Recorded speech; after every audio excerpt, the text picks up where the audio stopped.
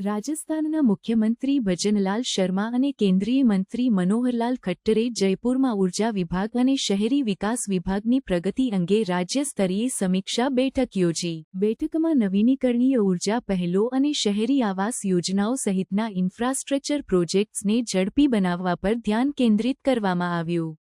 મુખ્યમંત્રી શર્માએ પ્રોજેક્ટ્સના સમયસર પૂર્ણતાના મહત્વ પર ભાર મૂક્યો અને પ્રધાનમંત્રી આવાસ યોજના હેઠળ મંજૂરી માટે કેન્દ્રીય સરકાર સાથે સંકલન કરવા માટે અધિકારીઓને પ્રોત્સાહિત કર્યા. મુખ્ય શહેરોમાં બસની તહેનાત અંગે પણ ચર્ચા કરવામાં આવી હતી, જે શહેરી પ્રદૂષણ સામેના પ્રયાસોનો ભાગ છે. કેન્દ્રીય મંત્રી ખટ્ટરે શહેરી વિકાસ અને ઉર્જા કાર્યક્ષમતા માટે ટકાઉ વિકાસની જરૂરિયાતને હાઇલાઇટ કરી. તેમણે જાહેર સેવાઓને વધારવા માટે શહેરી આયોજનમાં સ્માર્ટ ટેકનોલોજી એકત્રિત કરવાની મહત્વતા પર ભાર મૂક્યો.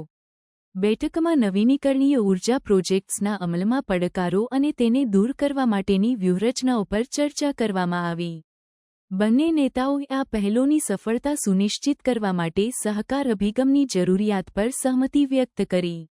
આ સમીક્ષા બેઠક રાજ્ય અને કેન્દ્રીય સરકારોની નાગરિકોના જીવનની ગુણવત્તા સુધારવા માટેની પ્રતિબદ્ધતાને દર્શાવે છે. મુખ્યમંત્રી શર્મા અને મંત્રી ખટ્ટરે શહેરી વિકાસ પ્રોજેક્ટ્સમાં જાહેર ભાગીદારીના મહત્વ પર ભાર મૂક્યો. તેમણે આ યોજનાઓના અમલમાં પારદર્શકતા અને જવાબદારી સુનિશ્ચિત કરવા માટેના પગલાઓ પર પણ ચર્ચા કરી.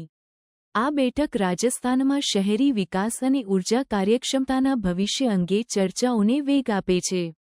બેઠક દરમિયાન ચર્ચા કરેલી પહેલો વધુ જીવંત અને પર્યાવરણીય રીતે મૈત્રીપૂર્ણ શહેરી લેન્ડસ્કેપ બનાવવાનો હેતુ ધરાવે છે.